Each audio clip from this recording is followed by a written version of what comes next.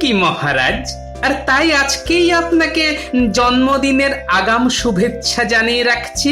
ওং জন্মদিনং শুভং স্থিতিহয়ং কাজকর্মং সুস্থহয়ং দূরহয়ং চিন্তাং ওং শান্তি ওং শান্তি ওং শান্তি। আচ্ছা, ওই অং বং চং ছেড়ে সোজা বাংলায় বলুন না রাজপণ্ডিত, তাহলে বুঝতে কিছুটা সুবিধে হয় আর কি। তুমি অতি মূর্খং, তাই কি করেন বুঝিবেন দেবং ভাষং। হ্যাঁ, এবার কাজের কথায় আসি। তোমরা সকলেই জানো যে প্রতি বছর আমার জন্মদিনে আমি তোমাদের কিছু উপহার দিয়ে থাকি। সে তো জানি মহারাজ। তো কাল যেহেতু রাজসভা বন্ধ, তাই আজই আমি তোমাদের সকলকে সেই উপহার দেব। মহারাজের জয় জয় হোক। তা সকলের আগে সভা কবি এসো।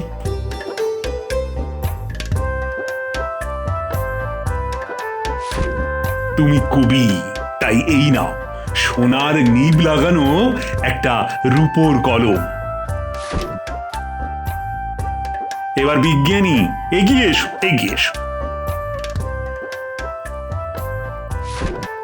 এই নাও একটা অনুবীক্ষণ যন্ত্র।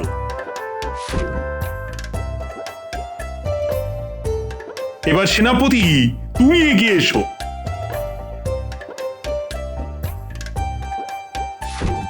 এই নাও সোনার হাতল সমেত রূপোর ছোট্ট একটা তলোয়ার।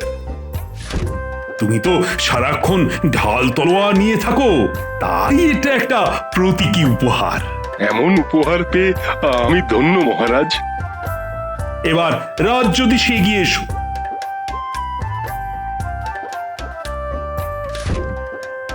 তুমি জ্যোতিষী, তাই এই পঞ্জিকাটা সর্বদা কাছে রাখবে। শুধু একটা পঞ্জিকা? কেন, ক্ষতি কি? মহারাজ তো প্রত্যেককেই তার কাজের জিনিস উপহার দিচ্ছেন, আর গণনা করতে গেলে পঞ্জিকা লাগবেই, তাই না রাজ্যোতিষী? তুমি থামো তো। আমি কিছু পাবো না মহারাজ। অবশ্যই পাবে।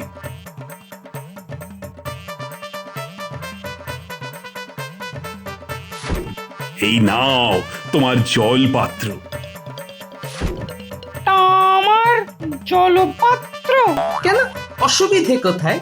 সারাক্ষণ অংবংচং করবেন আর তামার জলপাত্রে জল ঢালবেন। মূর্খ। মন্ত্রী নতুন এসেছে, তাই ওকে এখন কিছু দিচ্ছি না, আগে ওর কাজকর্ম দেখি, তারপর না হয় সামনের বছর দেব। কি মন্ত্রী, অসুবিধে নেই তো? অসুবিধে আর কোথায়, এদিক দিয়ে না হয় ওদিক দিয়ে আমি ঠিক পুষিয়ে নেব। না মহারাজ, কোনো অসুবিধে নেই। আসলে আমি মনে করি আপনার অন্তরের ভালোবাসাটাই আমার কাছে শ্রেষ্ঠ উপহার। বাহ বাহ বাহ, বড় ভালো কথা শোনালে। অন্তরের ভালোবাসা। আসলে ওনার নাম তো ভগবান, তাই অন্তরের ভালোবাসা ওর মতো আর কে বুঝবে, তাই না নতুন মন্ত্রী মশাই? তুমি বড্ড পেরেছ গোপাল, সুযোগ পেলে তোমায় দেখে নেব। গোপাল, এবার তুমি এগিয়ে এসো।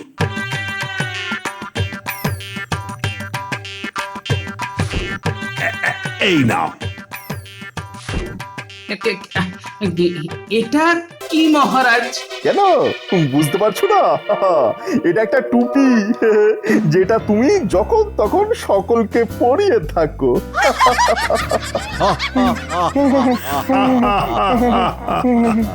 মহারাজ, শেষে আপনি কি না বেছে বেছে আমাকেই টুপি দিলেন? আরে এতে খারাপের কি আছে? একবার ভেবে দেখো, তোমার মাথার ভেতর কত বুদ্ধি, অথচ মাথায় চুল নেই।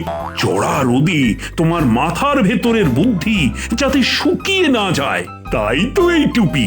এখন থেকে সর্বদা এটা পরে থাকবে, বুঝলে? সর্বদং টুপি পরিতং রক্ষা করং আপনং বুদ্ধি। আচ্ছা, ঠিক আছে, আজ তো টুপি দিলেন, তবে আমার নামও গোপাল ভাঁড়। এই টুপি কিভাবে ঘুরিয়ে পড়াতে হয় সেটা আমারও ভালোভাবে জানা আছে।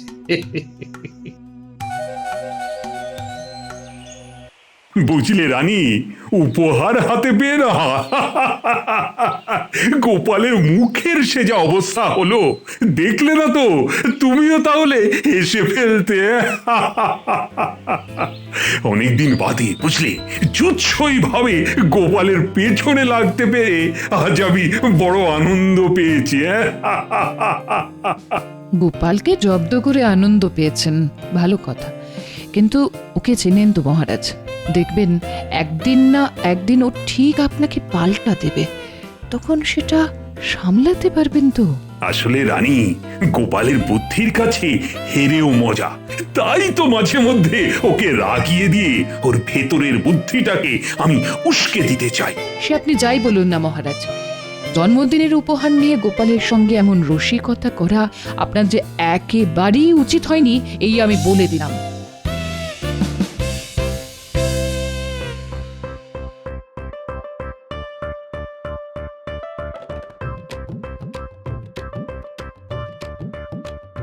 এই দেখো কাণ্ড, বুড়ো বয়সে ভীমরতি দেখো, দিনে দুপুরে মাথায় কিনা টুপি পরে এলো।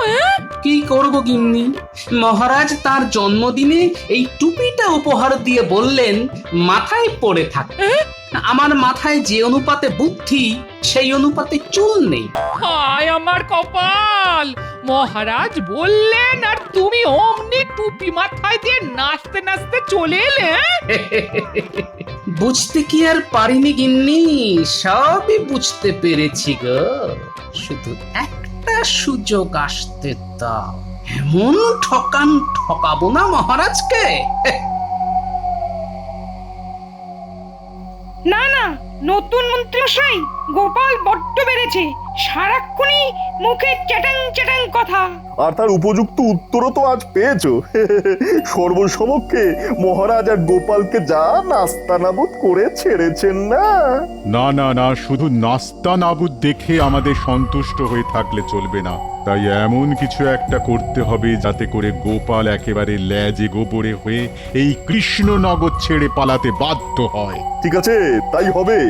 গোপালের এমন অবস্থা করব যাতে গোপালের এই চ্যাটাং চ্যাটাং কথা চিরকালের জন্য স্তব্ধ হয়ে যায়, মানে বন্ধ হয়ে যায়। আমাকে আজকের দিনটা ভাবতে দাও, কাল রাজসভায় গিয়ে মহারাজের সামনেই সব বলবো। এখন তোমরা এসো। হ্যাঁ,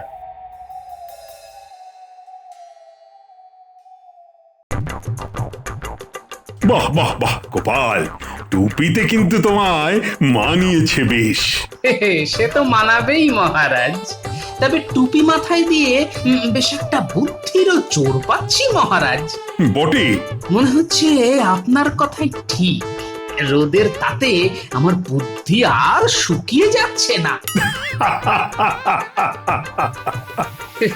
হেসে নিন, হেসে নিন, যেমন ইচ্ছে হেসে নিন, তবে আপনার মাথায় অদৃশ্য এক টুপি পরিয়ে দেবার সময় আমারও আসবে।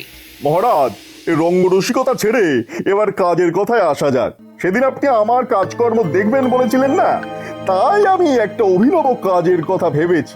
অভিনব কাজ? বেশ বেশ, বলো শুনি।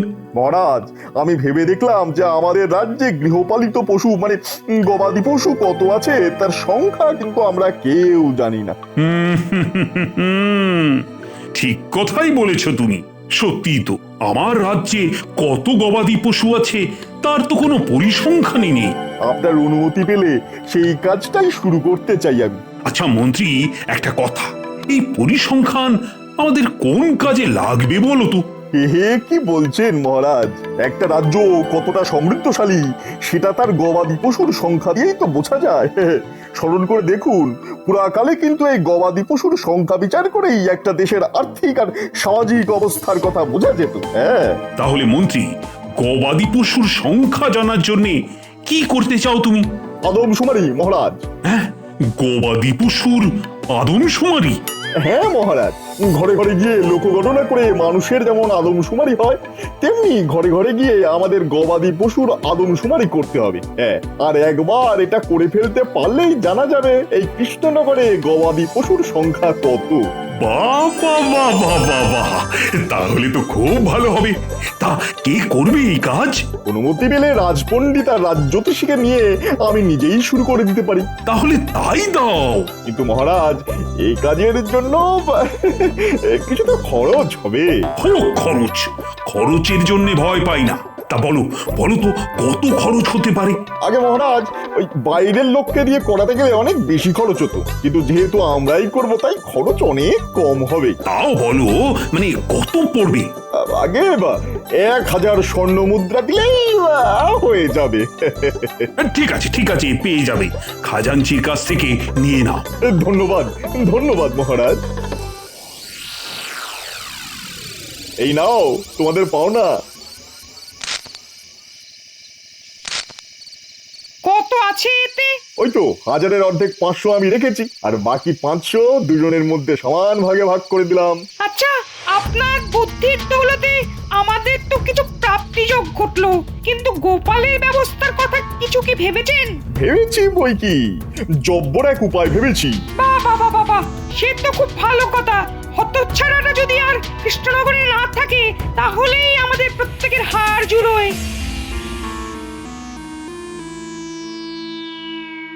কি ব্যাপার, ভগবান, রাজপণ্ডিত আর রাজজ্যোতিষী এখনো সভায় এসে পৌঁছয়নি কেন? মনে হয় উহারা করিয়াছে শুরু, একটি একটি করে গুনিতেছে গরু।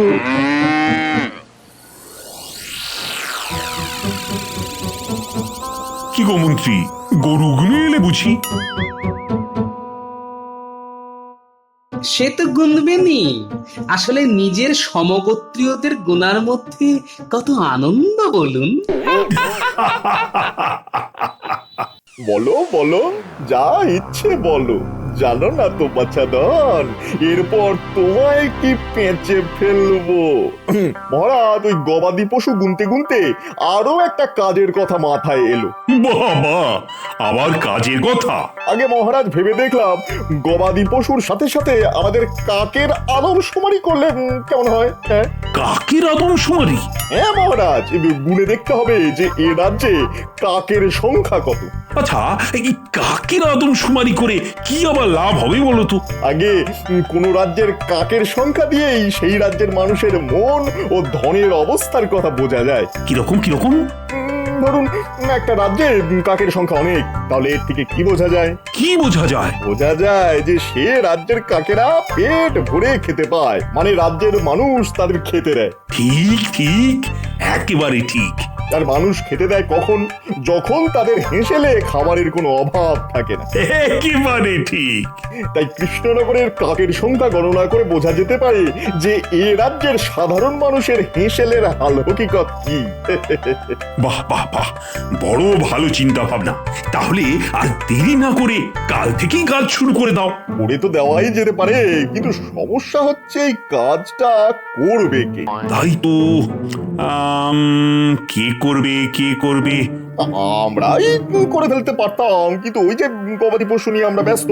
তাহলে আমার মনে হয় এই কাজটা গোপালকে দিয়ে ভালোই হবে। আসলে সে অবধি দেখছি যে গোপালের কোনো কাজই নেই, তাই গোপালেরও একটা কাজ হবে, আর আমাদের কাক গণনার কাজটা হয়ে যাবে। হ্যাঁ গোপাল, তাহলে কাল থেকে তুমি কাক গণনার কাজে লেগে পড়ো। এ গোপাল, রাজি তো? এর মধ্যে আমার একটা শর্ত আছে। গোপাল যদি ঠিকঠাক কাক গুনে ফেলতে পারে তাহলে ওকে 500 স্বর্ণ মুদ্রা পুরস্কার দেওয়া হবে, আর যদি না গুনতে পারে তাহলে কাকেশ্বর কুচকুচে উপাধি দিয়ে এই রাজ্য থেকে বিতাড়িত করা হবে। বুঝতে পেরেছি, কৌশল করে আমাকে জব্দ করার চেষ্টা। ঠিক আছে, আমিও দেখবো কে কাকে জব্দ করে। আমি রাজি মহারাজ, তবে আমারও দুটো শর্ত আছে। যেমন? এই কাজের জন্য আমাকে 2000 স্বর্ণ মুদ্রা পারিশ্রমিক দিতে হবে। কেন কেন? আমরা যেখানে 1000-এ করছি, তুমি সেখানে 2000 চাইছো কেন? আপনাদের কাজ ঘরে ঘরে গিয়ে গরু গোনা, আর আমার কাজ মাঠে ঘাটে দৌড়ে গাছে চড়ে কাক গোনা। কাজটা যেহেতু খুবই পরিশ্রমের, তাই পারিশ্রমিকও দ্বিগুণ। ঠিক আছে ঠিক আছে, 2000-ই পাবে। এবার তোমার দ্বিতীয় শর্ত বলো। দ্বিতীয় দ্বিতীয় শর্ত হচ্ছে আমাকে 1 মাস সবেতন ছুটি দিতে হবে। এই 1 মাস আমি কি করছি কি না করছি তার জবাবদিহি কিন্তু আমি কাউকে দেব না। তবে ঠিক 1 মাস বাদে আমি রাজসভায় এসে বলে দেব এই রাজ্যে ঠিক কটা কাক আছে। আর যদি না বলতে পারো? ওই তো আপনার দেওয়া শর্ত অনুযায়ী কাকেশ্বর কুচকুচি উপাধি নিয়ে এই রাজ্য ছেড়ে চলে যাব। তবে মহারাজ, পারিশ্রমিকটা কিন্তু আজকেই চাই। ঠিক আছে, খাজাঞ্চির কাছ থেকে নিয়ে নিও। গিন্নি, দেখে যাও কি এনেছি। ও মা গো, এই কোথায় যাব গো? বুড়ো আজ হাতে মস্ত বড় মাছ ঝুলিয়ে সাত তাড়াতাড়ি রাজবাড়ি থেকে চলে এলো যে। যাও তাড়াতাড়ি মাছটাকে কেটে বেছে রেঁধে ফেলো। এই তোমার কি হয়েছে বলো তো? মহারাজ আমাকে সবেতন 1 মাস ছুটি দিলেন, আর সেই সঙ্গে 2000 স্বর্ণ মুদ্রা।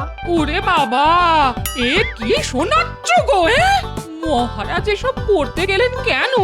মহারাজ বললেন, গোপাল, সারা জীবন অনেক মাথার পরিশ্রম করেছো, তাই এবার মাথা থেকে টুপি খুলে কটা দিন ভালো করে খাও দাও আর আরাম করো। ও তাই? শুনলেই কেমন যেন গায়ে কাঁটা দিচ্ছে গো। এই দাও দাও দাও দাও, মাছটা দাও, এক্ষুনি কেটে রেঁধে ফেলি। দাও দাও দাও দাও দাও দাও দাও।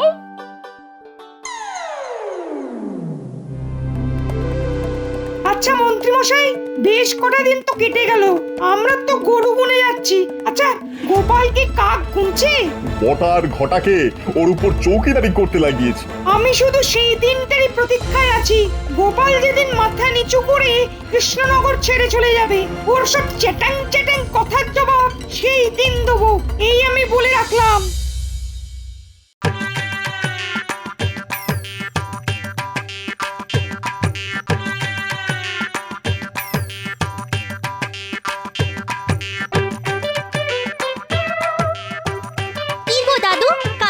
ঝুড়ি নিয়ে কোথায় যাচ্ছ? এতদিন রাজসভায় বুদ্ধি বেচে ভাতের জোগাড় করে এসেছি, আজ ডিম বেচে পেটের ব্যবস্থা করব। তাহলে আজ থেকে তুমি ডিমওয়ালা বলতে পারিস। মহারাজ তোমার থেকে সব ডিম কিনে নেবেন বুঝি? দেখি।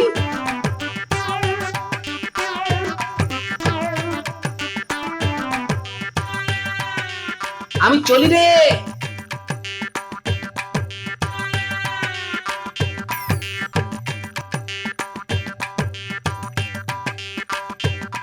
মহারাজ, আজই তো গোপালের 1 মাস পূর্ণ হচ্ছে, তা গোপাল আজ আসবে তো? আসবে কি বলছেন মন্ত্রী মশাই? গোপাল এসে গেছে। তা গোপাল, এবার সকলের সামনে বলো তো, আমাদের কৃষ্ণনগরে ঠিক কটা কাক আছে? সেখানেই তো কিঞ্চিত সমস্যা হয়েছে মহারাজ। হ্যাঁ, কিসের সমস্যা? কাক তো গুনে ফেলেছি, কিন্তু সমস্যা হচ্ছে ডিম নেই। আমি গাছে গাছে উঠে সব কাকের বাসা থেকে এই ডিমগুলো নিয়ে এসেছি। এতে আর সমস্যা কি? কাকের সংখ্যার সঙ্গে ডিমের সংখ্যা যোগ করে ফেলো, ব্যাস, তাহলেই পেয়ে যাবে প্রকৃত সংখ্যা। আপনার মুন্ডু আর আমার মাথা। মানে কি রে বাবা, এত জানেন আর এটা জানেন না যে কাকের বাসায় কোকিল এসে ডিম পেড়ে যায়? হ্যাঁ নয় হ্যাঁ, এই নিন ডিমের ছুরি, আর এর থেকে বেছে বলে দিন কোনগুলো কাকের আর কোনগুলো কোকিলের। ব্যাস, তাহলে আমিও বলে দিতে পারি এই রাজ্যের আসল কাকের সংখ্যা। গোপাল একটা মোক্ষম চাল চেলেছে দেখছি। কি হে মন্ত্রী, এবার ডিম দেখে বলে দাও কোনটা কাকের আর কোনটা কোকিলের। মানে এটা কি করে সম্ভব? ডিম দেখে কি বলা যায় নাকি? এসব বললে তো হবে না। আপনি মন্ত্রী, মাথা ভর্তি কত বুদ্ধি আপনার। ঠিক আছে, আপনি না পারলে রাজপণ্ডিত আর রাজজ্যোতিষী বলে দিক। অসম্ভব। না না, আমি পারবো না। তাহলে চুক্তি শেষ। ডিমের ঝুড়ি নিয়ে আমি বাড়ি চললাম, কাল থেকে আবার নিয়মিত রাজসভা আলো করতে আসবো, তাই তো মহারাজ? হ্যাঁ হ্যাঁ বাবা, আসবে বই কি, আসবে বই কি। ভাই ডিমওয়ালা, তোমার কাছ থেকে 150 ডিম নিয়েছিলাম, 25টা রেখে বাকিগুলো ফেরত দিচ্ছি।